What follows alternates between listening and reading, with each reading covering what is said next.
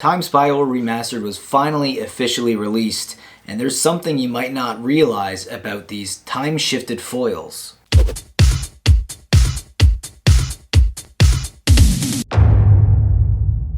Welcome back to my channel, and I would like to remind you guys, if you're new to the channel, to please subscribe, like, and leave a comment. It really helps YouTube's algorithm and will suggest my content more to new users.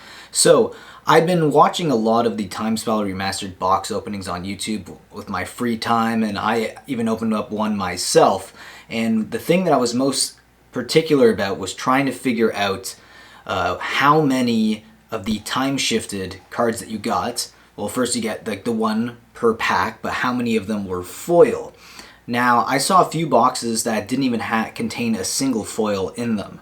One of the boxes at Bad Boy MTG, he opened up one box that didn't have any, but then he opened one box that had two. So for the whole case, it kind of made up for the average of about one time-shifted foil per booster box. Now, when I watched a lot of other content creators open their boxes, I've noticed the same thing. So it's basically about one per box. Now, what that reminds me a lot of, well, it reminds me a lot of lottery cards in general, but not really like lottery cards from Battle for Zendikar or Kaladesh or Aether Revolt.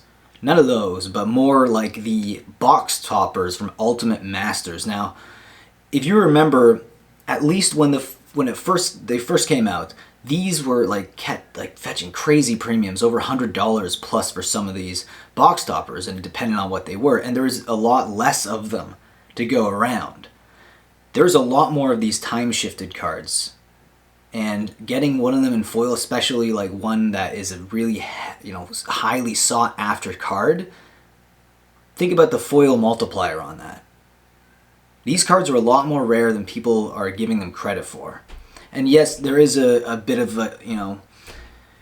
there is a bit of price inflation right now because the sets just came out, and some of these cards are listed very high on TCG Player and Card Kingdom. But I actually think that there is going to be a bit of a retracement, and then there's going to be a bit of FOMO because people are going to realize how much these cards are actually worth. They're worth a lot more than people are giving them credit for. So especially cards that are going to fit into legacy decks. Like I opened up a Gurmag Angler as my foil time-shifted card. Now that is a card that is used a lot in legacy decks. Now a lot of legacy decks are going to have those older border cards to them. It just, if you think about it from an aesthetic perspective, it fits the whole look of your card, of your whole deck, right? If you have a lot of old border cards, you want them to match with it. And people might even need play sets of these cards to put into their decks. So that will eventually, diminish the supply because people are going to need play sets, and as these boxes are not getting opened as frequently because of the pandemic, I can see these prices skyrocketing on these cards in the near future. Now, there is some cards like Chalice of the Void that is going to be a staple for a long time. It has been already. And that foil shifted card, I think, is going to go up even higher. People are saying right now, these cards they're already priced too high. Yeah, for some maybe, but based on what I've seen from these openings, the rarity of these are a lot more extreme than people are giving them credit for. That's based on what I've been seeing, and the fact that if you look at the box topper prices from Ultimate Masters, some of them right now have exceeded far beyond their pre-release pricing. So that's what I wanted to talk about today. I don't know, what do you guys think in the comments? See, this is why. So I just brought out one of these here. So this is the Ulamog, the Infinite Gyre from the Ultimate Masters, one of the box toppers. Now this card, I picked up two of these for about $50 each. Now this card is close to $100 and less than a year later. Now it does see a lot of play in Commander, and obviously Commander is the format that Wizards of the Coast pushes the most for.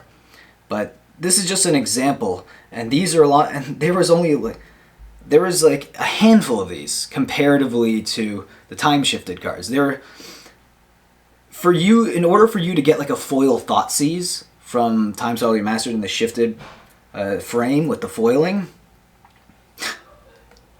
you're looking at one per like 100 booster boxes almost. That's a lot more scarce than people give it credit for. And that's all I'm saying right now. That's why I'll leave the video there, and I want to know your comments down below. What do you think? Do you think that these cards are more rare than people are giving them credit for? Or do you think that the prices are just too inflated? Let me know in the comments down below, and please subscribe again if you're new to the channel. Like, leave a comment, and I will see you tomorrow for a Magic the Gathering random buy. Being a patron will help me produce more market movers and add to the funds that I will use for my random buys, and also to my coffee fund, because I drink a lot of coffee for these videos. And here you can see a link below in the description that will give you all the tiers and what you get in each tier. So I hope you guys click and think about joining. And with that, I'll see you next video.